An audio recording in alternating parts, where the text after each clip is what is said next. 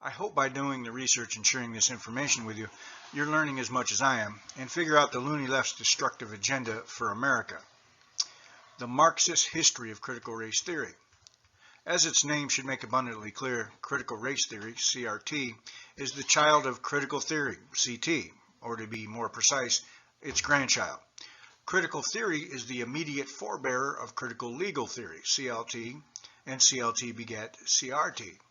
As I discuss in this backgrounder, however, there are strong thematic correspondent links between CRT, CLT, and CRT.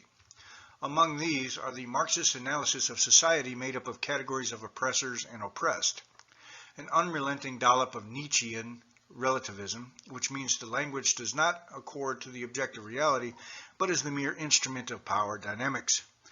The idea that the oppressed impede revolution when they adhere to the cultural beliefs of their oppressors and must be put through re-education sessions.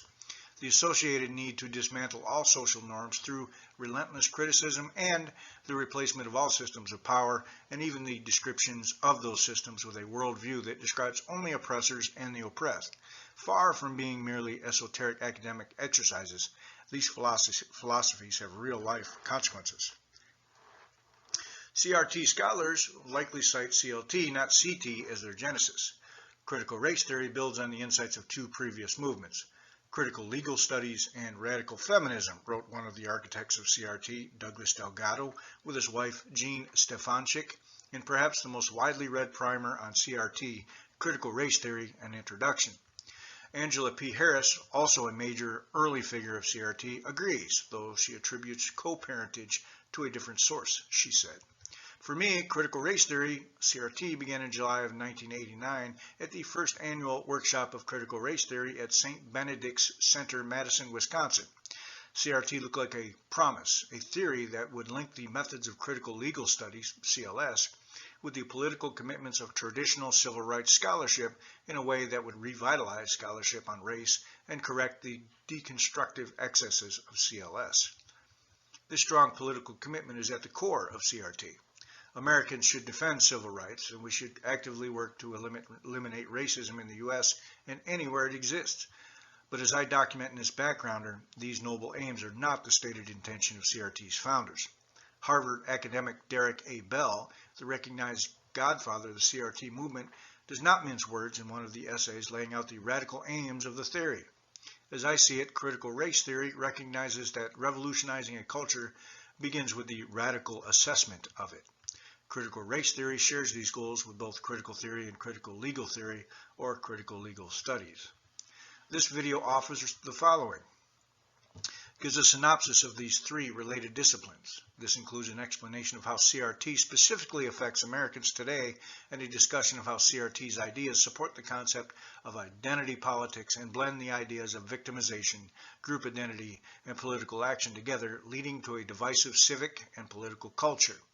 Explains how the Black Lives Matter organization built an aggressive political movement on CRT's racially focused ideas apologists can use to justify violent riots. Discusses ways policymakers and educators are integrating CRT into K-12 instruction. Trace the roots of the school shooting in Parkland, Florida in 2018 to a school policy dealing with students' discipline that is being used by CRT advocates and researchers. Explains that the free speech crisis on college campuses today is the application of CRT's and CT's core tenets. Discusses CRT's impact on the workplace and diversity trainings, some of which pressure employees to become activists or to discuss controversial topics in the workplace. Offers examples of how entertainers, actors, critics, and others are using CRT's ideas to influence decision-making in Hollywood. Provides policy recommendations that are aimed at restoring the concepts of judging people not by the color of their skin, but by their conduct and the need to protect liberty, so that everyone, regardless of ethnicity or background, has the opportunity to pursue the American dream. Critical theory. The origins of critical theory can be traced to the 1937 manifesto of the Institute for Social Research in Frankfurt, colloquially known as the Frankfurt School. One of the first examples of what has come to be called the Western Marxist schools of thought. The institute modeled itself on the Moscow-based Marx-Engels Institute, Originally, the school's official name was going to be the Institut für Marxismus, Institute for Marxism, but ever desirous of downplaying their Marxist roots, its founders thought it prudent to adopt a less provocative title. According to one of the best histories of the school's work and of critical theory itself, The Dialectical Imagination by Martin Jay. Critical theory was, from the start, an unremitting attack on Western institutions and norms in order to tear them down. This attack was aimed only at the West, even though the manifesto, titled Traditional and Critical Theory, was written at the height of Joseph Stalin's purges, show trials, and famines. The school maintained an almost complete official silence about events in the USSR, according to Jay. The manifesto, written by the school's second director, Marx Horkheimer, claimed that traditional theory fetishized knowledge, seeing truth as empirical and universal. Critical theory, on the other hand, held that man could not be objective and that there are no universal truths. This relativism was inherited from Friedrich Nietzsche and filtered through the dialects of George Friedrich Hegel and his best-known disciple, Karl Marx. The Frankfurt School philosophers believed that a true epistemology must end the fetish of knowledge as such, which, as Nietzsche demonstrated, leads to abstract systemizing, wrote Jay. As for their Marxism, 3 years earlier, Horkheimer had let his true feelings for the Soviet state be known as in a collection of short essays known as Dämmerung, in German both dawn and twilight. He who has eyes for the meaningless injustice of the imperialist world, which in no way is to be explained by technical impotence, will regard the events in Russia as the progressive, painful attempt to overcome this injustice, he wrote. Critical theory in the Frankfurt School in general were thus a renaissance of Hegelian thought and of the revolution that had taken place as a result in 1848. Repackaged for a now industrialized Germany, to trace the origin of critical theory to their true source would require an extensive analysis of the intellectual ferment of the 1840s, perhaps the most extraordinary decade in the 19th century German intellectual history, wrote Jay. He adds, it could be argued that the Frankfurt School was returning to the concepts of the left Hegelians of the 1840s. Like that first generation of critical theorists, its members were interested in the integration of philosophy and social analysis.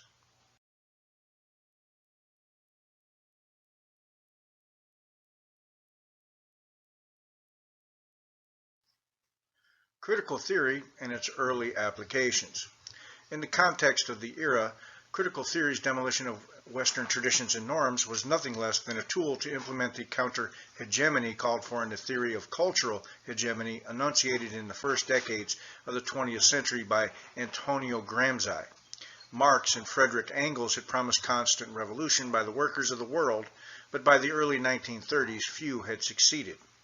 The founder of the Italian Communist Party, Gramsci, had come to believe that the workers were not revolting and overthrowing the bourgeoisie because they had bought into the belief system of the ruling class: family, nation-state, the capitalist system, and God. What was needed was struggle sessions in which the revolutionary vanguard would teach the workers how to think. But first, the norms needed to be torn down. That is where critical theory and, as we will see, all its offshoots come in. Horkheimer and the other Frankfurt scholars left Germany to escape the Third Reich, fleeing first to Geneva, then to New York, where Columbia University allowed them to set up camp in 1935 at Teachers College. In the United States, they developed the same disdain for the American worker that Gramsci had felt for his Italian counterpart. They insist unwaveringly on the ideology by which they are enslaved, Horkheimer wrote with another Frankfurt School scholar, Theodor Adorno, about the American worker in their book Dialectic of Enlightenment, Philosophical Fragments. After the defeat of the Nazi regime, Horkheimer, Adorno, and the others were able to return to Germany, but they left behind Horkheimer's assistant, Herbert Marcuse, who became one of the leading spokesperson of the New Left. A witness to the upheavals caused by the riots and violence associated with the Civil Rights era and the anti-Vietnam War movement, Marcuse discovered in them a new agent of change: minorities, of which more categories would need to be created. Underneath the conservative popular base is the substratum of the outcasts and outsiders, the exploited and the persecuted of other races and other colors, Marcuse wrote. They would still need to be led ideologically. Their opposition is revolutionary even if their consciousness is not. But the potential to stoke grievances among them was there in a way that did not exist with workers as a category.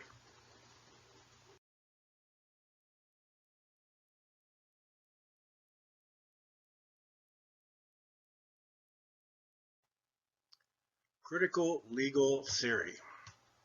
At this point, it is at this point the critical legal theory takes over. Its scholars self-consciously acknowledging their debt to critical theory and other Marxist movements that came before the Frankfurt School. Although CLS has been largely contained within the United States, it was influenced to a great extent by European philosophers such as Karl Marx, Max Weber, Max Horkheimer, Antonio Gramsci, and Michael Foucault. Reads the entry for CLT in the Cornell Law's Legal Information Institute. The Cornell entry for Critical Legal Studies explains, Critical Legal Studies, CLS, is a theory which states that the law is necessarily intertwined with social issues, particularly stating that the law has inherent social biases. Proponents of CLS believe that the law supports the interests of those who create the law, such as CLS states that the law supports a power dynamic which favors the historically privileged and disadvantages the historically underprivileged. CLS finds that the wealthy and the powerful use the law as an instrument for oppression in order to maintain their place in hierarchy. Then comes the kicker. Many in CLS movement want to overturn the hierarchical structures of modern society, and they focused on the law as a tool in achieving this goal. Just as with critical theory, critical legal theory is, then, an instrument to overturn society for those who follow its tenets, this time from a legal perspective. The law, they argue, is simply the cultural hegemony codified in statutes and defended by a jurisprudence that aims to support the powerful against the claims of the marginalized. CLT proponents trace their founding to the first conference in critical legal studies, held at the University of Wisconsin at Madison in 1977. Among its main theorists figure Duncan Kennedy, Robert Mandelbrot Unger, and Robert W. Gordon. In a 2002 essay, Kennedy acknowledges the debt critical legal theory owes to Marxism and postmodernism, championed by mostly a Parisian set of intellectuals who preached that text could be deconstructed by the reader, a complicated philosophical concept that involves reinterpreting words to replace ideas based on objective physical existence. Two separate critiques of bourgeois reality that nevertheless can rub uneasily against each other. Critical legal studies, he writes, operates at the uneasy juncture of two distinct, sometimes complementary and sometimes conflicting enterprises, which I will call the left and the modernist, postmodernist projects. Leftism aims to transform existing social structures on the basis of a critique of their injustice, and specifically at the injustice of racist capitalist patriarchy. The goal is to replace the system piece by piece or in medium or large-sized blocks with a better system, writes Kennedy. Postmodernism is a much more complex phenomenon, but it aims at the same destruction of the society at the Marxist project, starting with the use of reason itself. We can gain a sense of such complexity in Kennedy's own abstruse writing in Modernism, Postmodernism, or MPM. He explains MPM is a critique of the characteristic forms of rightness of this same culture and aims at liberation from inner and outer experience of constraint by reason, in the name not of justice and a new system, but of the dialectic of system and anti-system, mediated by transgressive artifacts that paradoxically reaffirm the large forms of the values they seem to traduce. As this critical theory, postmodernism borrows heavily from the Nietzschean attack on objectivity, writes Kennedy. For the NPM project, the demand for agreement and commitment on the basis of representation with the pretension to objectivity is an enemy. The specific enemies have been the central ethical theoretical concepts of bourgeois culture, including God, the autonomous individual choosing self, conventional morality, the family, manhood and womanhood, the nation-state, humanity. CLT scholars also display an awareness of the rising identity groups that Marcuse identifies as the new revolutionary base. Kennedy quotes approvingly his fellow university professor Cornel West as asserting the existence of an inchoate, scattered yet gathering progressive movement that is emerging across the American landscape. This gathering now lacks both the vital moral vocabulary and the focused leadership that can constitute and sustain it, yet it will be rooted ultimately in current activities by people of color, by labor and ecological groups, by women, by homosexuals. Kennedy adds that in the United States, by the end of the 1970s, with the rise of identity politics, left discourse merged with liberal discourse, and the two ideas of the right of the oppressed and constitutional validity of their legal claims superseded all earlier versions of rightness. Harvard's Beckman Klein Center's entry in critical legal theory neatly teases out the link between the legal analysis of power relations with the emerging identity-based politics. It writes that CLT scholars focused from the start on the ways that law contributed to illegitimate social hierarchies, producing domination of women by men, non-whites by whites, and the poor by the wealthy. They claim that apparently neutral language and institutions operated through law mask relationships of power and control. The emphasis on individualism within the law similarly hides patterns of power relationships while making it more difficult to summon up a sense of community and human interconnection.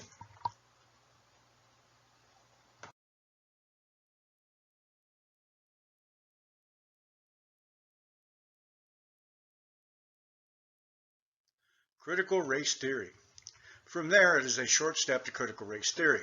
Unsurprisingly, given its name, CRT makes everything about race, the prism through which its proponents analyze all aspects of American life, and do so with a degree of persistence that has helped CRT impact all aspects of American life. Derek Bell, the widely acknowledged godfather of CRT, explains in an essay that the work of CRT authors is often disruptive because its commitment to anti-racism goes well beyond civil rights, integration, affirmative action, and all other liberal measures. Bell quotes Angela P. Harris as explaining that CRT inherits from its critical legal theory ancestor the commitment to dismantle all aspects of society through unremitting criticism, and at the same time eschews the woolly deconstructionist excesses of the postmodernists and adopts the practicality of the civil rights movement. Bell points to theorist and professor Charles Lawrence and says he speaks for many critical race theory adherents when he disagrees with the notion that laws are or can be written from a neutral perspective. Because the law systematically privileges subjects who are white, CRT calls for a transformative resistance strategy. CRT's theoretical applications, because CRT is so intent on real-life transformation, some aspects of postmodernism and its deconstructionism had to be jettisoned, or at least sidelined. Kimberly Crenshaw, the CRT scholar who first came up with the CRT term intersectionality, put the need to abandon the Porcian postmodernism best when she wrote, while the descriptive project of postmodernism of questioning the ways in which meaning is socially constructed is generally sound, this critique sometimes misreads the meaning of social construction and distorts its political relevance. But to say that a category such as race or gender is socially constructed is not to say that category has no significance in our world. On the contrary, a large and continuing project for subordinated people, and indeed one of the projects for which postmodern theories have been very helpful in thinking about, is the way power has clustered among certain categories and is exercised against others. In the end, the identity politics that CRT exists to implement was more important than salon revelries. Adherents can apply intersectionality. For examples, someone can claim to be oppressed in more than one way by citing association with more than one social group or access. CRT writer Patricia Hill Collins and Sirma Bilge explain that with intersectionality, people's lives in the organization of power in a given society are better understood as being shaped not by a single axis of social division, but at race or gender or class, but by many axes that work together and influence each other. In this way, write Helen Pluckrose and James Lindsay, CRT results in people looking for power imbalances, bigotry, and biases that it assumes must be present, which reduces everything to prejudice. as understood under the power dynamics asserted by theory. Of the three critical schools of thought analyzed here, CRT is the least intellectual, ethereal, and the most explicitly political. Its use of storytelling, easy-to-understand fictional vignettes that seek to portray in everyday life terms the systemic racism that CRT scholars insist exists in America, is but one of the ways that CRT scholars seek to effect change. Abstraction is to be avoided because it smuggles the privileged choice of the privileged to depersonify their claims and then pass them off as the universal authority and the universal good. It is perhaps for this reason that CRT hardly ever identifies the Frankfurt School or its critical theory predecessor as an influence, only acknowledging a debt to critical legal theory. CRT's ceaseless assault on all American institutions and norms is pure critical theory, however. This assault includes the liberal order in the classical sense, referring to Enlightenment ideas and political arrangements in which law protects individuals pursuing their own interests, something CRT scholars openly admit.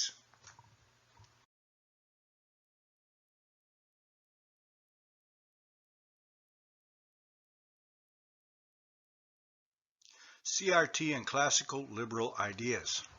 CRT's proponents, writes Bell, are highly suspicious of the liberal agenda, distrust its method, and want to retain what they see as a valuable strain of egalitarianism, which may exist despite and not because of liberalism. This is an important departure from the original goals of the civil rights movement, which sought to redeem America's promise by calling for colorblind equality. Unlike traditional civil rights discourse, which stresses incrementalism and step-by-step progress, critical race theory questions the very foundations of the liberal order, including equality theory, legal reasoning, Enlightenment rationalism, and neutral principles of constitutional law, acknowledges Delgado. The radical egalitarianism obviously clashes with strong protections of property rights and any notion of equal protection under the law. These are not the only liberal rights to be thrown overboard. Freedom of speech is also in CRT's sights. Being committed to free speech may seem like a neutral principle, but it is not. Thus, proclaiming that I am committed equally to following free speech for the KKK and Two Live Crew is a non-neutral value judgment, one that asserts that the freedom to say hateful things is more important than the freedom to be free from victimization, stigma, and humiliation that free speech entails. Thus, we arrive at today's cancel culture. Even the idea of rights itself, the very concept upon which this country was founded, is a target of CRT. Crits are suspicious of another liberal mainstay, namely rights, observes Delgado, using the informal abbreviation CRT writers sometimes employ to describe themselves. The more radical CRT scholars with roots in racial realism and an economic view of history believe the moral and legal rights are apt to do the right holder much less good than we like to think. Think how that system applauds affording everyone equality of opportunity but resists programs that assure equality of results. Rights are alienating. They separate people from each other. Stay away, I've got my rights, rather than encouraging to form close, respectful communities. The liberal principle that we universally derive these rights from, a common humanity and human faculties we all share, equally comes under the gun. Classical liberalism is overly caught up in the research for universals, writes Delgado. What CRT proponents want is individualized treatment that pays attention to minorities' lives. The concept of rights is indeterminate, vague, and disutile in Bell's words. Legal and administrative neutrality, too, is an enemy because it gets in the way of uplifting such minority voices. Also, and this is a recurring theme with all critical schools, starting with Horkheimer, if not Nietzsche, neutrality is impossible to attain. On this point, Bell cites Lawrence again. Charles Lawrence, a law professor, speaks for many critical race theory adherents when he disagrees with the notion that laws are or can be written from a neutral perspective. Lawrence asserts that such a neutral perspective does not and cannot exist, that we all speak from a particular point of view, from what he calls a positioned perspective. The problem is that not all positioned perspectives are equally valued, equally heard, or equally included. From the perspective of critical race theory, some positions have historically been oppressed, distorted, ignored, silenced, destroyed, appropriated, commodified, and marginalized, and all of this not accidentally. CRT is purposely political and dispenses with the idea of rights because it blames all inequalities of outcome on what adherents say is pervasive racism in the United States. White supremacy, a term that comes up repeatedly in CRT discourse and continues to be heavily used today by leaders of the Black Lives Matter organizations, must be smashed. White supremacy does not mean an actual belief in the superiority of white people, however. It can mean anything from classical philosophers to Enlightenment thinkers to the Industrial Revolution. One of the most famous practitioners of CRT today, Robin DiAngelo, writes in her book, White Fragility, white supremacy is a descriptive and useful term to capture the all-encompassing centrality and assumed superiority of people defined and perceived as white and the practices based on this assumption. White supremacy in this context does not refer to individual white people and their individual intentions or actions, but to an overarching political, economic, and social system of domination. Again, racism is a structure, not an event. While hate groups that openly proclaim white superiority do exist, and this term refers to them also, the popular consciousness solely associates white supremacy with these radical groups. The reductive definition obscures the reality of the larger system at work and prevents us from addressing this system. I hope to have made clear that white supremacy is something much more pervasive and subtle than the actions of explicit white nationalists. White supremacy describes the culture we live in, DiAngelo writes. Its use is a very successful example of the left's use of strategic ambiguity in pursuit of a rather large and ambitious goal. The target is a free market system that rewards hard work, ability, and other virtuous traits. Other CRT terms that have specific and unique meanings when used by its practitioners are equity, diversity, inclusion, and people of color. CRT speakers have also developed peculiar turns of phrase that are specific to group. Supporters are said to be an allyship or in relationship. The U.S. is said to be a carceral state.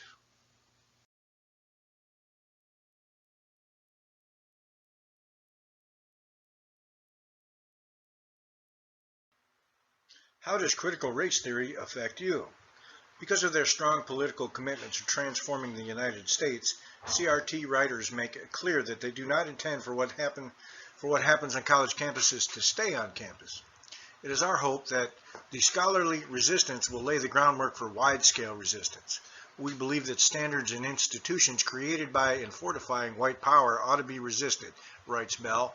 On that score, we must pronounce CRT to have been a resounding success.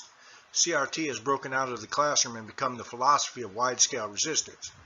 It's useful to identify a few of the ways with which it impacts the daily lives of Americans.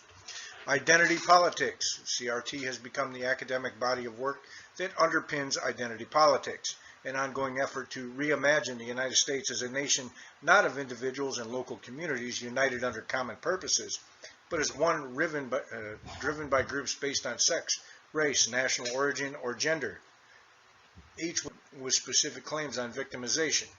These identity categories correspond to Mark Cousé's new revolutionary base, the substratum of the outcasts and outsiders, the exploited and persecuted of other races and other colors. The identities are often artificial ones manufactured by government itself, examples being the Hispanic and Asian American pan-ethnicities contrived in 1977 by the Office of Management and Budget, OMB, or the 31 genders approved by the New York City Commission on Human Rights. Under identity politics, America is no longer a country where the individual is the central agent in society who, because of his very existence, possesses individual rights. Instead, membership in the official categories become the identity that matters when it comes to rights, mostly positive rights, not natural ones, responsibilities, and everything else. Identity politics have become the new paradigm under which many Americans now operate. Victimhood is what commands attention, respect, and entitlements, seen as compensatory justice. CRT emerged contemporaneously with the proliferation of these identity categories in America and became the philosophical tool to implement identity politics and the attempt to transform the United States.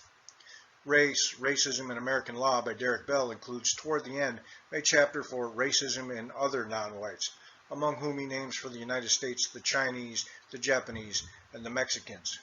It was published in 1972 2 years before the Census Bureau, bureaucrats, under pressure from leftist activists, opened the first National Racial and Ethnic Advisory Committee. Just 3 years later, these activists convinced the OMB to create the pan-ethnic categories. The simultaneity was hardly coincidental. The activists who forced the bureaucracy to confect the identities also drank deeply from the well of European philosophies brought over after World War II. The language of dominant and subservient or subordinate groups, integral to critical theory in the Frankfurt School, pervaded the work of Julian Samora, the first founder of a Hispanic Studies department at a major university, the first leader of La Raza, the race, and a member of the Census Bureau's first National Advisory Committee on Race. Samora's 1953 dissertation titled Minority Leadership in a Bicultural Community quotes the German-born American social psychologist Kurt Lewin, who was associated with the Frankfurt School. CRT reshaped the identitarians' thinking in new ways still and gave them newer terms to express these thoughts. Soon, CRT was spawning critical Latin theory and other spin-offs that were identical in their approach, save for the marginalized subjects to be emphasized. Identity politics is difficult to challenge because it presents itself as a just demand for formerly marginalized people to claim attention and reward, but it seeks to collectivize American society.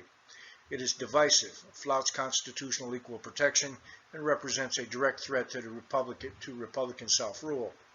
In all this, it has found a handmaiden in CRT.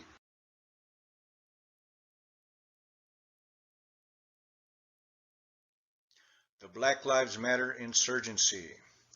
The year 2020, with its protests and riots, as well as the overwhelming acceptance by the media, professional sports, corporations, the academy, and virtually all power centers that America is irredeemably racist and must overhaul its entire system, has demonstrated that CRT's teachings have moved beyond the ivory towers and ivory walls. How much of CRT's success has contributed to America's current obsession with race is a question that can be answered through data analysis. A separate question is how much CRT scholars, trainers, and consultants have benefited as a result of that year's violence.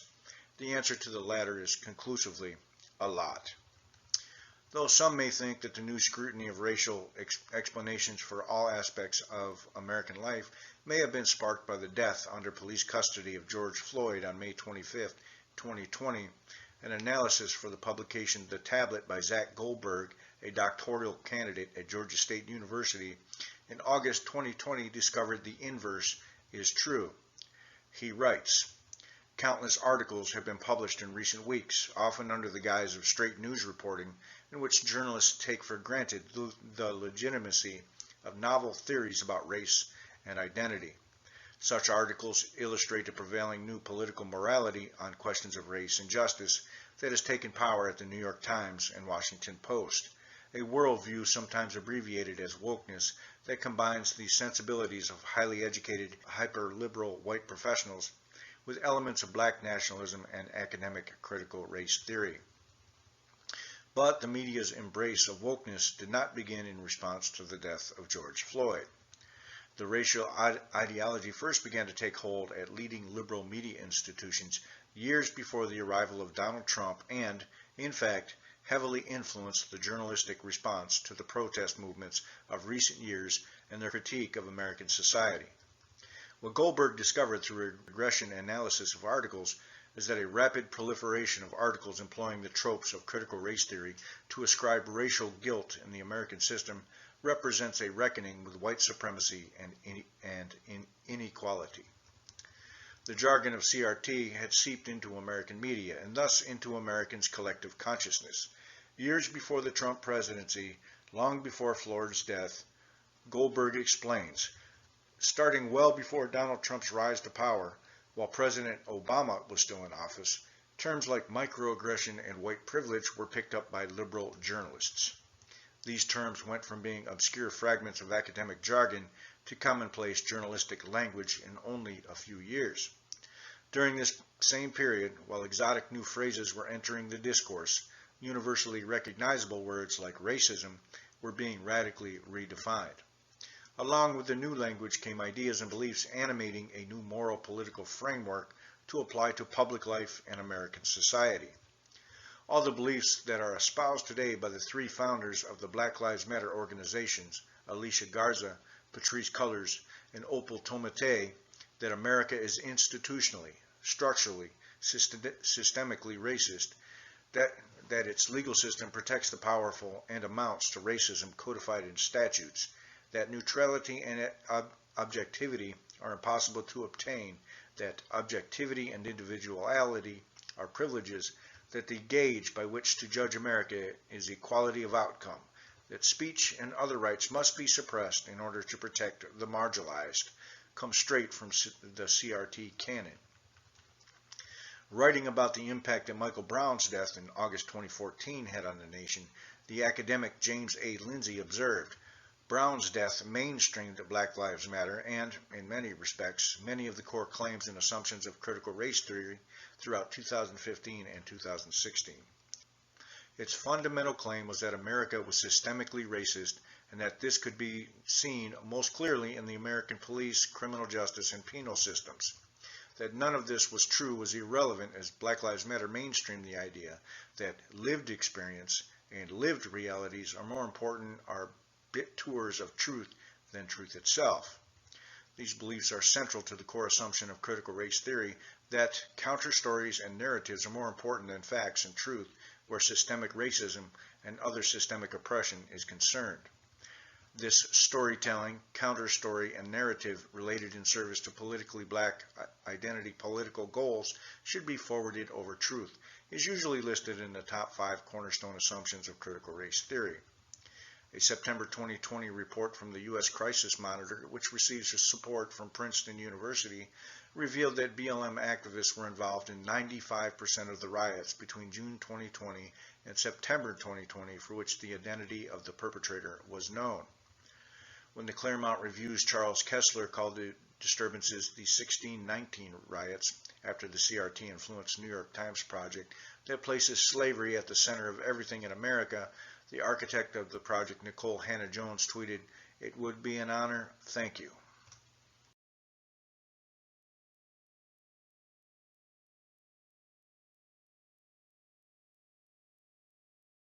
Curriculum and action civics in K-12 schools. The dissemination of curricular content and instruction based on CRT in K-12 schools is second only in scope to the presence of CRT in post-secondary instruction where CRT originated. The spread within college and university level syllabi and journal articles took place over the course of many decades throughout the 20th century, while the effects on K-12 schools in such areas as social studies, history, and civics have, by comparison, become visible more recently. The material distracts educators and students away from rigorous learning content while also teaching ideas that undermine the value of individual liberty and America's founding ideals and further embedding the concept of systemic racism in public conscience. These distractions come at a time when state and school officials do not require enough civics-related instruction in school, and there are wide learning gaps in core subjects like reading and math between children from different ethnicities, all subjects that need more, not less, attention. Academic literature produced in the last 20 years by educational theorists on K-12 curriculum argue that narrative stories and stories from personal experiences, hallmarks of CRT, should replace instruction about facts. In a widely cited 1998 article from the Qualitative Studies in Education, Gloria Ladson-Billings writes, "The use of voice or naming your reality is a way that CRT links forms and substance in scholarship." She further writes, "Much of reality is socially constructed.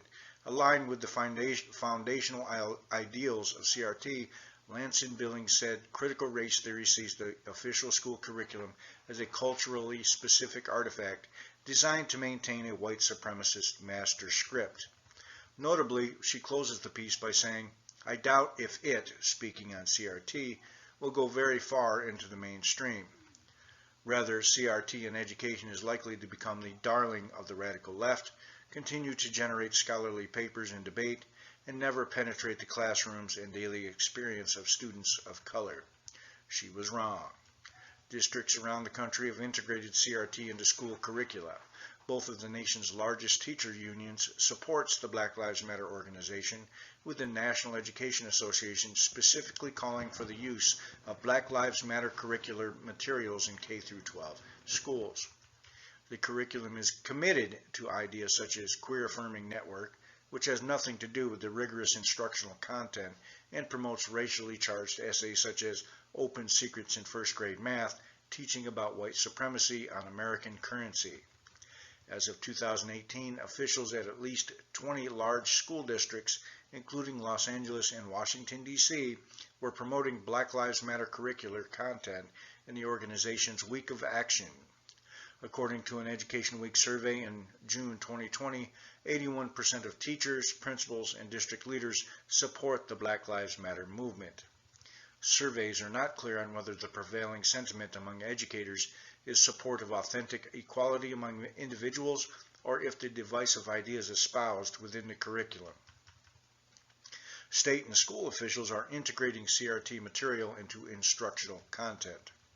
California Governor Gavin Newsom vetoed a bill this fall that would make an ethnic studies course a high school graduation requirement for students in the state, but work on the material saturated with CRT concepts continues. Newsom called on the State Board of Education to revise the curricular resources so that the materials are more balanced, yet in his veto letter, Newsom said he was pleased that many more schools and districts have recently joined the hundreds of schools across our state that have adopted ethnic studies courses, and we intend to support these schools with professional development resources. He has already approved a proposal that makes an ethnic studies course a graduation requirement for the state university system. As of August 2020, the draft curriculum acknowledged CRT priorities such as power and white privilege, including statements such as ethnic studies courses address race within the context of how white-dominated culture impacts racism, and educators can create and utilize lessons rooted in the four foundational principles alongside the sample key themes of identity, history and movement, systems of power, social movements, and equity.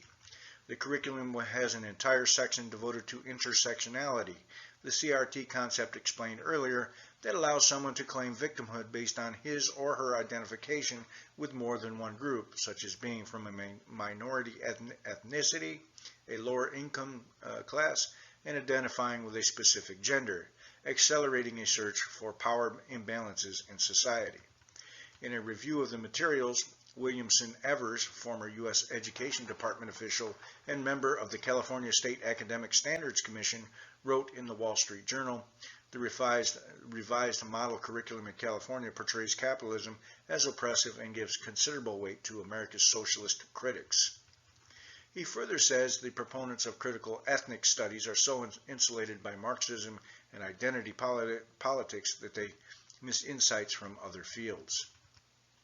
The Seattle Public School Board has also included critical ethnic studies in its activities. In 2017, the board adopted a resolution that led to the creation of an ethnic studies task force that called for a decolonizing of school curricula, saying, "The school board acknowledges the academic research that associates the overwhelming dominance of Euro-American perspectives in textbooks, curricula and instruction, and marginalization of scholarship and accomplishments by people of color as contributors to disengagement from academic learning of many students of color." In the description of ethnic studies that the task force drafted, the documentation included CRT buzzwords and phrases such as critical analysis of the source and perspective of knowledge, analysis and critique of systems of oppression, historically and currently, to include colonialism, racism, patriarchy, and capitalism, and the objective of examining and dismantling white supremacy and institutional racism. The task force notes emphasize that the course is not just a graduation requirement of a tacked-on elective, which appears to suggest that students should have regular interactions with the course and its ideas. In Ohio, the State Board of Education adopted a resolution listing the different achievement gaps between students from different backgrounds, and then stating that the boards shall offer training to board members to identify our own implicit biases so that we can perform our duties to the citizens of Ohio without racial bias, and require training for all state employees and contractors working with the Department of Education to identify their own implicit biases, resolutions that have nothing to do with instructions or improving student achievement. The resolution also called on the State Department of Education to review its curriculum and make recommendations for changes as necessary to eliminate bias. To their credit, the board has since invited Ian Rowe, charter school leader and co-founder of 1776 Unites, an organization dedicated to upward mobility, to offer a perspective that counters these ideas during one of their meetings. The Ohio Department of Education removed an anti-racist allyship starter pack that was posted on its website this year after complaints about racially charged material. Still, this focus on narratives and social issues comes at a time when 82% of black fourth graders read at or below what is considered a basic level, below the goal for what students should know at this grade on a national comparison. This figure is 28 percentage points below the same measure for white students. In 2010, Pew Center research reported that staggering statistics that more black men ages 20 to 34 without a high school diploma are imprisoned than employed, which means educators are disadvantaging minority youth when they steer K-12 schools away from rigorous content and towards naming your reality.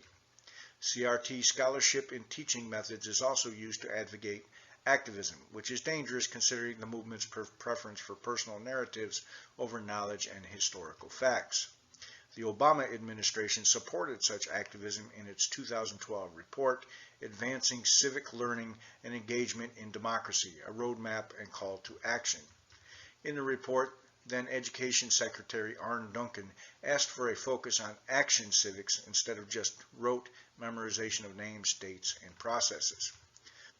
Organizations such as the Sunrise Movement and Generation Citizen, along with the Mikvah Challenge at Chicago Public Schools, CPS, to name a few, have promoted action civics in the years since the report's release. Curricular content for action civics range from encouraging students to volunteer in their community to suggesting that teachers assign students, even elementary age students, material that advocates for unionizing workers and protesting against gentrification, complex subjects even for adults to consider. While the CPS efforts endorsed anti-bullying and school beautification projects, the district also advocated for student projects protesting police brutality and LGBTQ awareness, as well as several walkouts and sessions to train students to speak to the media about guns, and a Keeping It Real film project that dealt with transgender rights. Some school systems have applied action civics to teaching disruptive protests. Seattle Public Schools include recommended reading material on its district website that says responses to the tragic death of George Floyd are violent and destructive because police officers and the National Guard themselves are initiating violence, and white Americans have a long, storied history of violence and destruction in this country. The McKeever Institute in Wisconsin reports that in 2019 to 2020 school year, at least 5 marches were endorsed by school districts across the state, taking students out of the classroom to protest climate change and immigration policies and advocate for Black Lives Matter activities and gun control, to name a few. The Action Civics group, Generation Citizen, has sponsored student projects to advocate for more stringent mental health and social tolerance tests for NYPD, New York Police Department applicants, and ban the use of plastic bags in Rhode Island retail stores, among others. Again, if this civics instruction was a call for more volunteer work or was somehow aligned with core subjects in which minority students still lag behind their peers, such instruction would be admirable. Yet research on student achievement in civics finds that students are woefully underprepared to understand civic participation and the functions of our nation's government.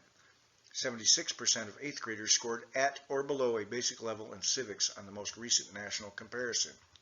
According to iCivics, only 9 states require a full year of civic education in high school, and 10 states have no such requirement. 31 states only require civics to be taught for 1 semester. Just under half of all Americans cannot name all 3 branches of government, according to the Ondenberg. Teacher training steeped in critical theory called pedagogy demands action, however, which, when paired with the denunciation of facts described above, begs the question of how students are supposed to know what kind of action is appropriate and what is not. After the Trump administration supported policies that drew attention to the problems with CRT in education and the so-called anti-racism training of the federal workforce, two associate professors wrote in Education Week that the U.S. Department of Education should not reject CRT, but should ensure principals and teachers learn how it can be applied to address long-standing educational inequities and encourage federal agencies and public schools to embrace critical race theory. Parents, teachers, and policymakers concerned about CRT in schools are faced with significant challenges because some educators are determined to keep CRT in classrooms.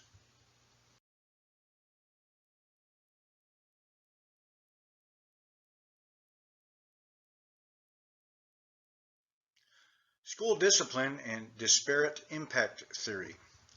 What do school safety and the devastating school shooting that took the lives of 17 students and staff at a high school in Parkland, Florida, have to do with CRT?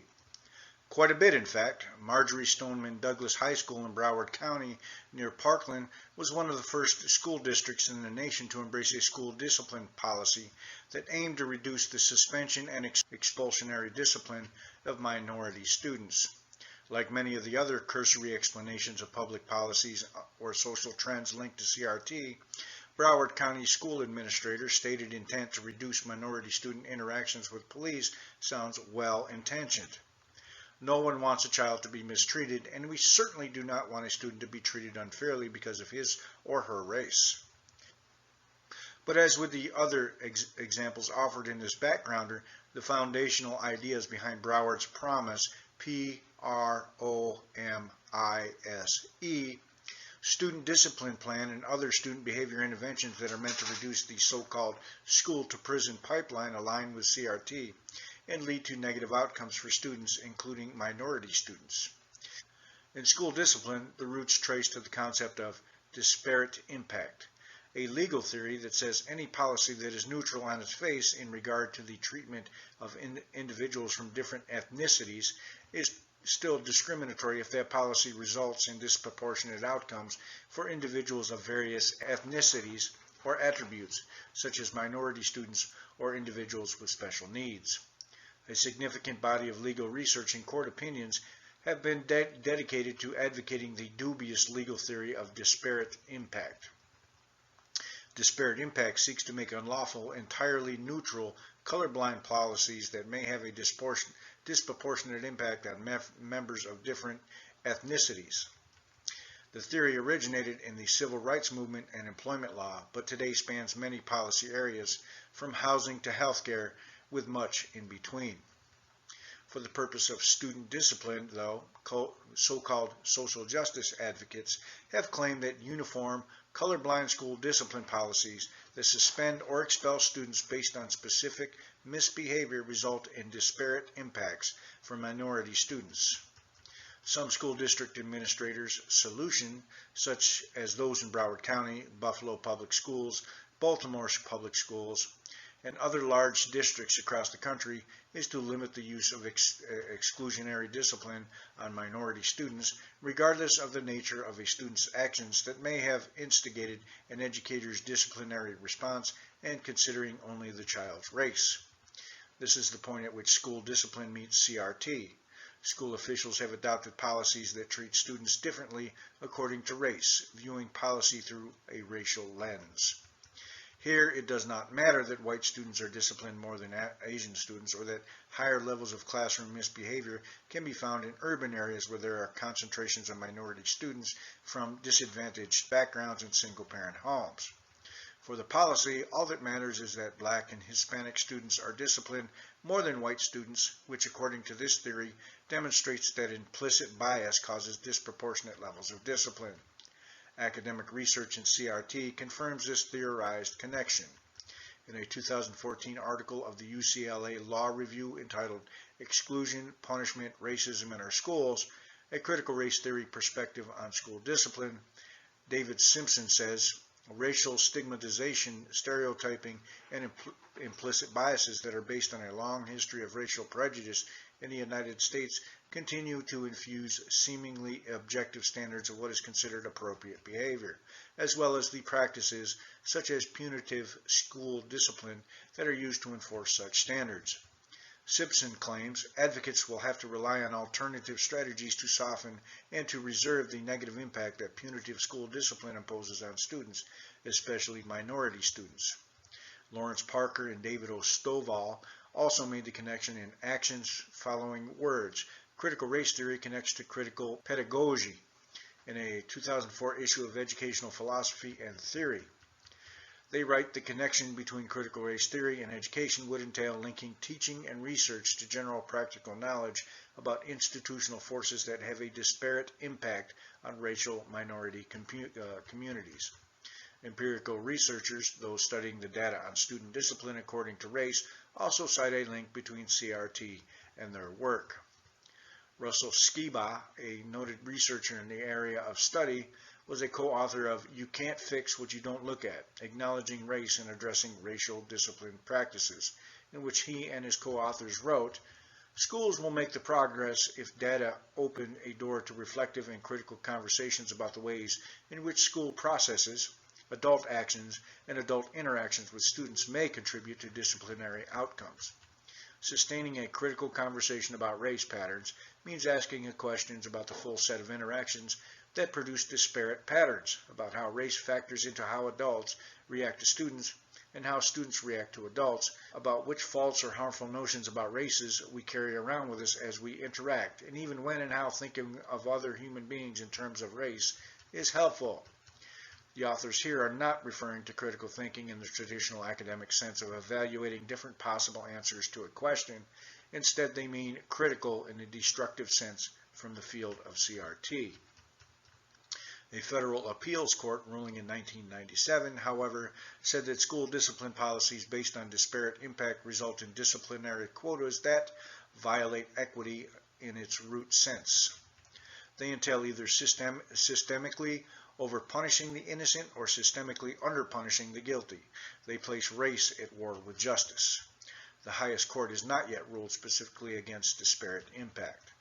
Nevertheless, the Obama administration praised the Broward County program and based a federal directive on school safety and student discipline in 2014 on the idea of disparate impact, adopting many of the recommended student discipline policies from Broward's program. The administration threatened to withhold federal education spending from schools that reported high rates of exclusionary punishment among minority students, resulting in school district officials around the country limiting educators' ability to maintain order in the classroom. While zero-tolerance policies that suspended or expelled students with little review of a particular incident can be too harsh, research finds that limiting exclusionary discipline keeps disruptive and even dangerous students in the classroom. Research finds this policy puts the peers of disruptive students at risk and correlates with lower academic achievement outcomes for affected students. Educators also report more dangerous school environments and systems using such policies. Broward County's PROMISE, P-R-O-M-I-S-E program and Memorandum of Understanding with Local Police were the central documents and policy ideas applying CRT and creating a district-wide culture of limiting students' contact, especially minority students' contact with law enforcement, even when students committed actions that endangered others. In the memorandum, for example, the school district and law enforcement did that. Across the country, students of color, students with disabilities, and LGBTQ students are disproportionately impacted by school-based arrests for the same behavior as their peers, demonstrating racial as well as victimization reasoning behind the program. As a result, the school district's PROMISE program was not designed to refer the troubled former student who committed the horrific acts at Marjorie Stoneman Douglas High School in February 2018 to law enforcement, in the years prior to the incident. The former student, who is white, had a long list of prior infractions and was sent to participate in the PROMISE program in middle school. Still, the shooter did not have a record with law enforcement that would have prevented him from owning a gun. Whether the fault lies with the execution of the PROMISE program or bureaucratic failures by school district officials, the fact remains that Broward school administrators worked with law enforcement and intentionally created a culture that limited student interaction with police and exclusionary discipline. School districts around the country, such as Minneapolis and Milwaukee, are still using such policies, and officials directly state that the plans are meant to limit the exclusionary discipline of minority students. And while disparate impact predated the founding of CRT advocates in education are applying the legal theory today to limit teachers' ability to make decisions based on student behavior. Policies that consider students in groups according to skin color, disregarding the importance of individual actions, all of which led to a devastating, fatal result in Parkland.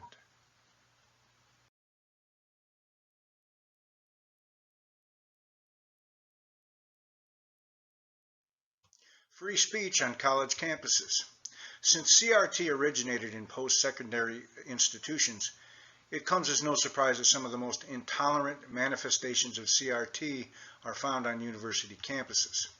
College grounds have been the home to protests for decades, but many in the current generation of rioters are determined to have their ideas heard and not allow others to express themselves, even sometimes resorting to violence.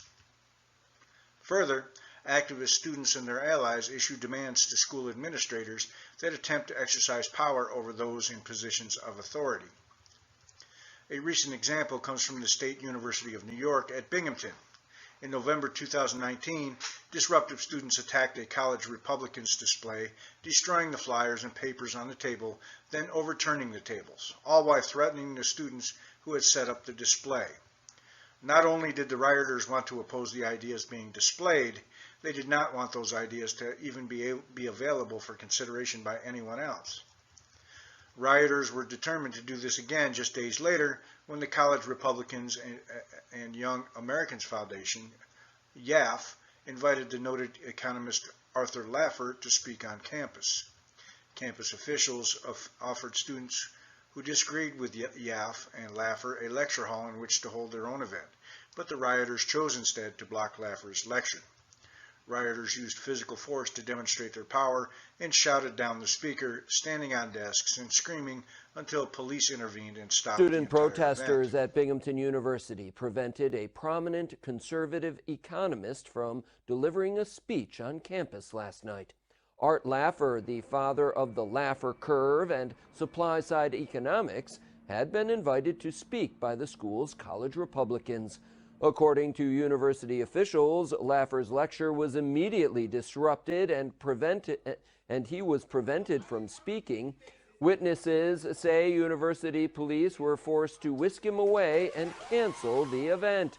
One protester with a bullhorn and another who interfered with police were arrested. In armbands, they came in shouting us down. They had a megaphone. They had this whole pre-written speech telling us to leave, telling us we don't belong on this campus. Last night's incident comes on the heels of another confrontation between the college Republicans and protesters that took place last Thursday. Protesters then reportedly surrounded a table set up to promote the Laffer event, shouting slogans and eventually tearing down the table and confiscating the Republican materials. The leader of the College Democrats says Laffer should have been allowed to speak. He also says his group had nothing to do with the protests, and anyone who was involved should be reprimanded. We agree with everyone's rights to protest nonviolently and to engage in civil discourse. We do not, however, endorse the use of violent protests, nor do we think that the economist yesterday should have been interrupted and shut down. University officials contend that they took reasonable steps to ensure Laffer's right to address the audience following the confrontation of last week. They moved Laffer's speech to a larger venue, provided an adjacent lecture hall for a counter-presentation, increased the police presence, and implored protesters not to disrupt the event. The school says it is incredibly disappointed by the outcome and reserves the right to pursue criminal charges or disciplinary action against any organizations or individuals involved in the disturbance. State Senator Fred Akshar says a leftist mob mentality and brute force intimidation are being given preference over free speech and the right to peacefully assemble. He's critical of the university's handling of events. I don't believe that They handled the first incident on Thursday appropriately. I think that they made excuses. Akshar did commend the efforts of the university police. The senator says he's moving a meeting he had scheduled with the Southern Tier Young Professionals this evening off campus as a matter of principle. He's invited the leaders of the college Democrats, college progressives, and college Republicans to a meeting at his office tomorrow to discuss ways to support free speech on campus. While school administrators do not enforce consequences on the disruptive students, school officials did commit resources to an initiative that will scrutinize campus police activities in response to the death of Jacob Blake in Kenosha, Wisconsin. Notwithstanding that the Laffer shoutdown happened on the Binghamton campus and involved enrolled students, while the Blake incident took place in an entirely different state, university leaders said they recognized protesters calling for racial justice as part of an incident that had nothing to do with what was happening on campus. The common refrain from progressive observers is that conservative students are the only ones who complain about speech-related incidents. This can be easily refuted, however, by citing statements from groups like the SUNY Binghamton College Democrats who condemned this shoutdown even though they disagreed with college Republicans on policy issues. Shoutdowns such as this are not a partisan issue, but an indication of a specific worldview that aligns with CRT and its progenitor, critical theory, which rioters have adopted. Other examples clearly illustrate the connection between shoutdowns on campus and CRT. In April 2018, Columbia University students marched to the school library and made demands taken straight from the writings of CRT theorists. The students wanted to decolonize Columbia and demanded the university replace or rename statues, make its curriculum more diverse, increase faculty diversity, recognize the debt owed to marginalized peoples such as the Lenape people, Native American tribes that lived in the Northeast, and recognize the decision by graduate students to unionize.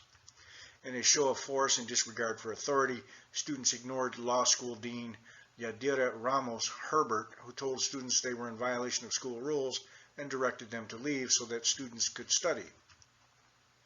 Over the past decade, events such as these have occurred at colleges around the country, sometimes involving the shoutdown of a university president, such as at Duke and the University of Oregon, or the occupation of or damage to large areas of a campus surrounding a professor or invited speaker's remarks, such as at Evergreen State College and the University of California, Berkeley in 2017.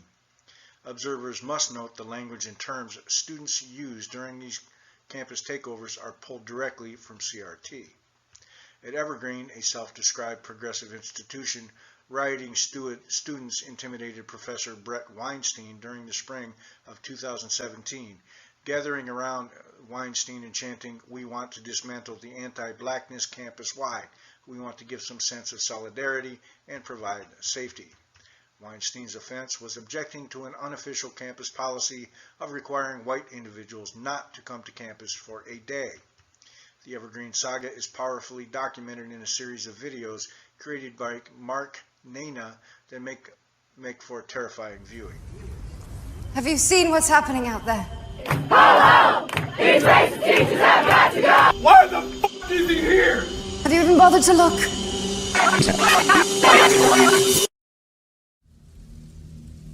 I'm forced to conclude that you must not fully understand what has happened, because if you did fully understand what has happened, you would be forced to act in the interest of Evergreen. It's not an accident that all of our administration is white. My biggest concerns with directly what's been happening in this past spring are the lack of viewpoint diversity. Hey, get out! You're not helpful. Get out! Can you if you have offer any sort of alternative viewpoints. These white-ass faculty members need to be holding him and all these people accountable. And you're kind of the enemy. In terms of white privilege, this is not a discussion. You have lost that one. So I feel like people are becoming more violent, and the campus is becoming more of an unsafe place.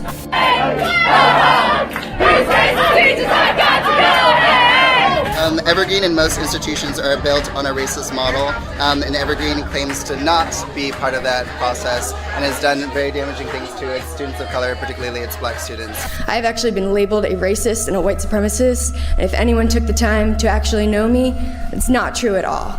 but that's what I've been labeled as. Do you know that the college descended into literal anarchy, and that for days the campus was not under the control of the state? It was under the control of protesters. And so we are here demonstrating, taking student control over an institution that we're paying to be at to make sure that our needs are being met. That there were assaults, there were batteries, there was pressure not to report crimes to the police. People were, by the legal definition, I believe, kidnapped and imprisoned. In that room. If they aren't in that room, then we did something wrong. So you'll need to watch that door, watch all the doors, watch the windows. You need to keep eyes on them. And somebody needs to go in that room real quick to make sure that there's no way in that room for them. Bands roamed the campus. Students got to go, hey, hey, ho, ho. Quit white students got to go, hey. Police were physically and intentionally blocked by protesters. Police were cruelly, systematically, and personally taunted. They were humiliated and forced to stand down by the president. Students that held different opinions were, by the protesters' own analysis, stalked, harassed. I've been told several times that I'm not allowed to speak because I'm white. Guys. Oh, this is public campus. This school seems to focus so much on race that is actually becoming more racist in a different sort of way. Have you seen what's happening out there? Have you even bothered to look?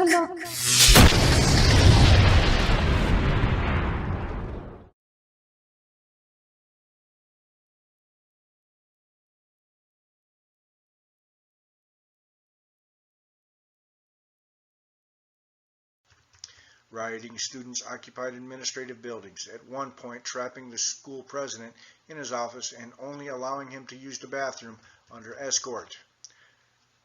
Yale student and faculty made headlines in 2015 when students demanded the removal of 2 professors.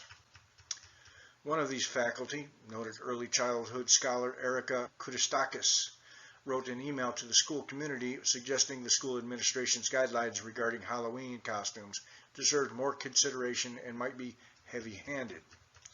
Angry students confronted Erica's husband, Nicholas, saying the school was no longer a safe space, with another student saying the professor's words were an act of violence, an idea drawn from critical theory that words and discourse create reality and therefore can cause physical harm. Offended students drew from CRT's language and ideas in a written response to Erica's email, saying the school itself suffers from intolerable racism that students of color experience every day.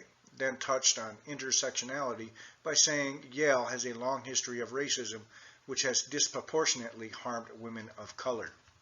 Again, such demands from a college community are becoming more common. Hundreds of Princeton faculty sent a letter to the university president earlier this year laced with CRT language. Anti-blackness is foundational to America, the letter says, and asks the administration to support us in this effort to disrupt the institutional hierarchies perpetuating inequity and harm. A group of students at Sarah Lawrence, calling themselves the Diaspora Coalition, occupied a building on campus in 2019 and issued a list of wide-ranging demands that included a mandatory first-year orientation session about intellectual elitism and classism, along with more free laundry soap. While CRT literature does not demand laundry services, its denunciation of free speech and classical liberal values that allow anyone, regardless of the color of his or her skin or family background, to live in a civil society are serious. Helen Pluckrose and James Lindsay wrote in Cynical Theories, certain views, and academic views, shared by professionals are considered too dangerous or even violent to be allowed a platform. Indeed, in 1968, critical theorist Herbert Marcuse wrote that society should only be tolerant of the ideas from oppressed groups, and that conservative ideas should be repressed. Marcuse wrote, "It should be evident by now that the exercise of civil rights by those who don't have them presupposes the withdrawal of civil rights from those who prevent their exercise, and that liberation of the damned of the earth presupposes suppression, not only of their old, but also of their new masters. Withdrawal of tolerance from regressive movements before they can become active, intolerance even towards thought, opinion, and word, and finally intolerance in the opposite direction, that is, toward the self-styled conservatives, to the political right, these anti-democratic notions respond to the actual development of the democratic society, which has destroyed the basis for universal tolerance. CRT writers applied this idea to the area of study. Richard Delgado wrote in 1994, "We are raising the possibility that the correct argument may sometimes be the First Amendment condemns the suppression of speech, even hate speech. Therefore, the First Amendment, or the way we understand it, is wrong." Still more pointedly, Delgado and Jean Stefanchik write in Critical Theory, Race Theory, an introduction. If one is an idealist, campus speech codes, tort remedies for racist speech, diversity seminars, and increasing the representation of black, brown, and Asian actors on television shows will be high on one's list of priorities. Again, remember CRT founder Derek Bell's comment cited earlier in this backgrounder that CRT scholarship should incite rebellion, and most critical race theorists are committed to a program of scholarly resistance, and most hope scholarly resistance will lay the groundwork for wide-scale resistance. In addition to CRT's central tenets of disrupting systems of power and destabilizing classical liberal civil and political structures, CRT and critical theory object to free speech as a cornerstone of society.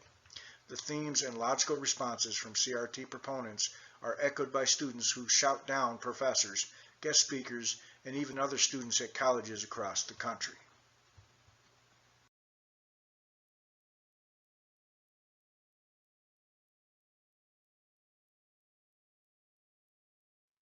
The workplace and CRT trainings. The CRT influenced trainings that are often seen in America's workplaces and schools are little more than modern-day versions of the struggle sessions that Gramsci recommended for European workers in the 1920s, in the sense that they seek to replace what its practitioner sees as cultural hegemony with a counter-hegemony. A well-known example of this indoctrination came in 2020 from the National Museum for African American History and Culture, a Smithsonian institution.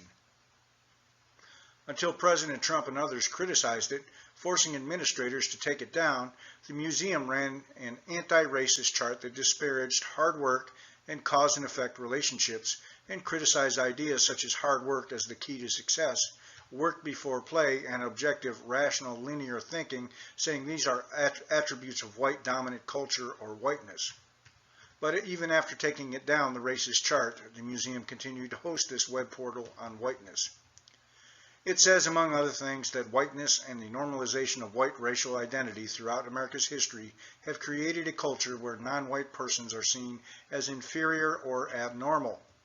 Other examples of CRT training in the federal workforce include the Treasury Department holding a session telling employees that virtually all white people contribute to racism, and the Department of Homeland Security hosting a training on microaggressions, micro-inequities, and micro-assaults, in which white employees are told that they have been socialized into oppressor roles. Nor are the efforts to subvert society limited to the federal workforce.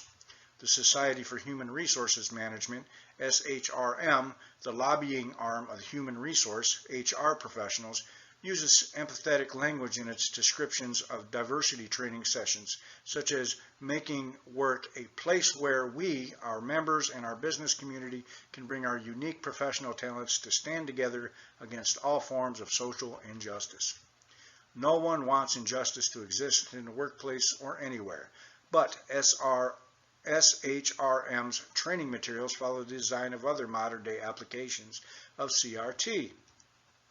The SHRM is influential, noting in its promotional material that the organization has over 300,000 human resource and business executive members in 165 countries and impacts some 115 million workers. So employers and employees alike should be concerned when its Conversation Starters initiative contains verbiage found in CRT scholarship, such as unconscious bias. Examples of this text include the organization's survey finding that 52% of organizations have provided or plan to provide new training in implicit unconscious bias, equity, inclusion, or other diversity-related topics, followed by guided questions such as what type of new training has your organization provided on implicit unconscious bias, equity, inclusion, or other diversity-related topics. Have you sought out guidance or education on how to address your implicit or unconscious bias.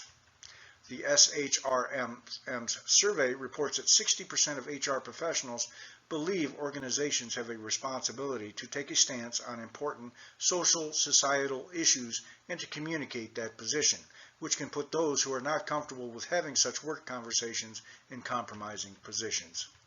While SHRM's acknowledgement to listen and ask thoughtful questions and invite a colleague to coffee are reasonable, organizations should not pressure employees to become activists or look for examples of unconscious bias. The SHRM reports that 68% of black HR professionals would decrease or have decreased the amount of goods or services purchased from a company that remains silent on the topic of racial injustice. Again, pushing the singular view of systemic oppression from the perspective of CRT into the business sector. As for the consultant class itself, the leading ones are all also cut from the CRT cloth. Robin DiAngelo, who charges up to $75,000 for speaking fees, is described in the book cover for her bestseller, White Fragility, as an academic educator and author working in the fields of critical discourse analysis and whiteness studies. In her book, DiAngelo writes, all progress we have made in the realm of civil rights has been accomplished through identity politics. This book is unapologetically rooted in identity politics. School district officials are also paying for diversity trainings. In Virginia, Fairfax County Public Schools paid one of the leading voices in the social justice movement, Ibram X. Kendi, $20,000 to speak before district employees. Local news reported that the payment is equal to $300 per minute at a time when people are scrambling for funds to address how to navigate distance learning and in-person learning for students. Nearby in Montgomery County, Maryland, the school board has proposed paying the Mid-Atlantic Equality Consortium $454,680 to conduct an anti-racist audit that will examine workforce diversity, work conditions, and K-12 curriculum review. Despite these rich rewards, many of the main practitioners of these CRT trainings, certainly the most famous ones, including DiAngelo, Kendi, Darnisa, Almonte Jackson, Glenn A. Singleton, and others, advocate abandoning capitalism, as all critical schools have for almost a century now. CRT's writers insist that capitalism is a system that rewards only Western traits. In a long New York Times Magazine profile in July 2020, Almonte Jackson was described as all but utopian as she envisioned a movement away from capitalist Western ideals and described a future education system that would be transformed, built around students telling their stories and listening to the stories of others. In the same article, DiAngelo is quoted as saying, capitalism is so bound up with racism, capitalism is dependent on inequality, on an underclass. If the model is profit over everything else, you're not going to look at your policies to see what is most racially equitable. In his book, How to Be an Anti-Racist, Kendi strongly condemns capitalism. Capitalism is essentially racist. Racism is essentially capitalist. They were birthed together from the same unnatural causes, and they shall one day die together from unnatural causes. Despite their expressed desire to eradicate capitalism, DiAngelo addressed 184 Democratic members of the House of Representatives in June 2020, and Kendi's work is used by the National Museum of African American History and Culture, a Smithsonian institution.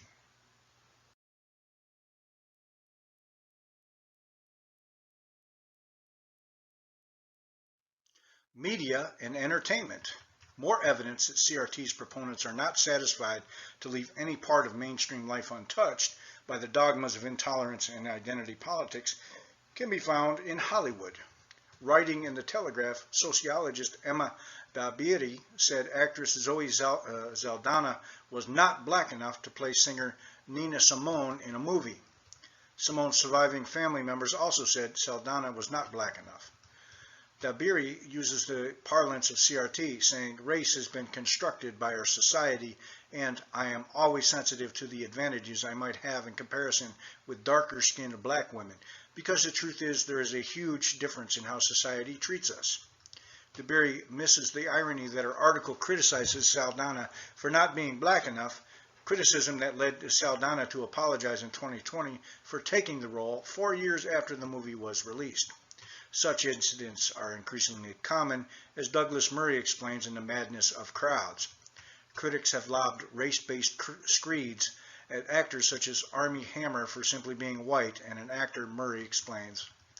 Reviewers criticize actress Scarlett Johansson for playing an Asian woman's consciousness inside a white android in the science fiction film Ghost in the Shell, with the naysayers seemingly unwilling to suspend belief even when watching a science fiction film. At least 3 performers were able to ply their trade. In 2018, so-called social justice observers publicly shamed Sierra Bogas, a Caucasian actress, for accepting the role of Maria in a BBC production of West Side Story. Bogas turned down the role in the wake of the criticism. Earlier this year, Kristen Bell and Jenny Slate, 2 high-profile actresses, announced that they would not play mixed-race characters in cartoons. Slate voiced a character whose fictional mother is Jewish and white, as Slate is personally. But since the character is also black, Slate says black characters on an animated show should be played by black people.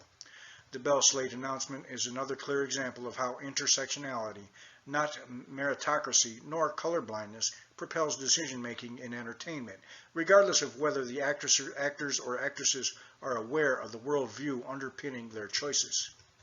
In entertainment, as well as the education and workforce sectors of society, CRT is well established, driving decision-making according to skin color and not because of individual value and talent. Furthermore, as CRT advocates express dogmas based on identity politics and other critical theory components in mainstream publications, the appearance of these concepts become more familiar to the viewing public, helping CRT proponents to normalize intolerance and the idea of systemic racism for the average viewer.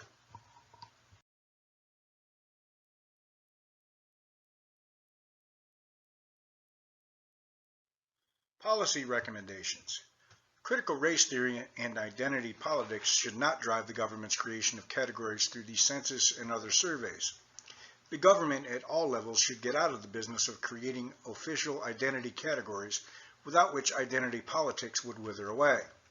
It should go back to asking citizens for national origin, language spoken in the home, etc., actual facts, not synthetic concoctions. It could also introduce questions on family structure, i.e., whether there is both a mother and a father in a house, how many children were born in non-intact families, etc. The federal government should not support so-called diversity training that claim the presence of critical ideas such as unconscious bias.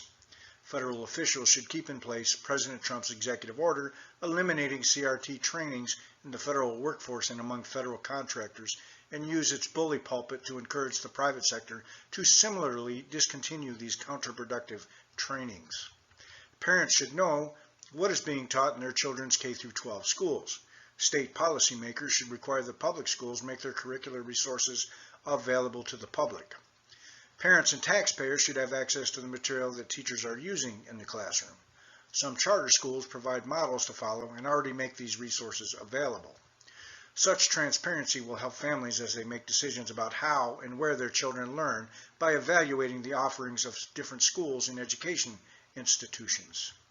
Federal directives should not micromanage local schools' student discipline policies.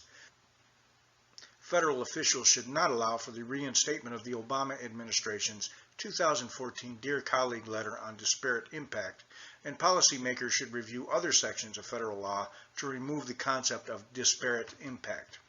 For example, disparate impact theory is included in the Individuals with Disabilities Education Act, IDEA, the federal law governing services and spending for children with special needs in public schools. The Obama administration further embedded this idea in IDEA's regulations at the end of his administration. Federal, state, and local officials should allow educators and parents to work together to evaluate disciplinary incidents according to the circumstances and actions involved. School districts should not be required to maintain certain quotas of students who do or do not face exclusionary discipline. State policymakers must protect free speech on public college campuses, especially when college administrators do not. State lawmakers should consider proposals that require public university systems to provide student orientation sessions discussing free speech on campus. Policymakers in Alabama, Arizona, Georgia, North Carolina, and Wisconsin have models that other state officials should follow. State officials should also require public university governing boards to create policies that require university administrators to sanction anyone in a university community, including students, that violate someone else's expressive rights, up to and including suspension and expulsion. Administrators should refer violations of the law to law enforcement, but university officials should protect expressive rights through the enforcement of school codes of conduct.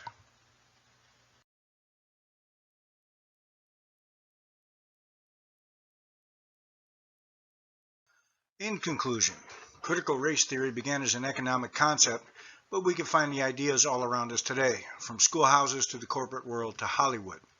Racism and intolerance should have no place in America, but CRT is more than just a philosophical objection to discrimination.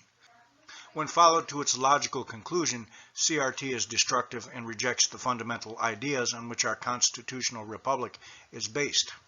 No nation, not even America, is perfect, but as Abraham Lincoln said in his address to the Young Men's Lyceum of Springfield in 1838, there is no grievance that is a fit object for redress by mob law. We must restore the temple of liberty with other pillars, hewn from the solid quarry of sober reason. Our generation and every generation must let the proud fabric of freedom rest upon the ideas of liberty, a reverence for the Constitution and laws, and the pursuit of a civil society that offers freedom and opportunity to all Americans, regardless of the color of their skin.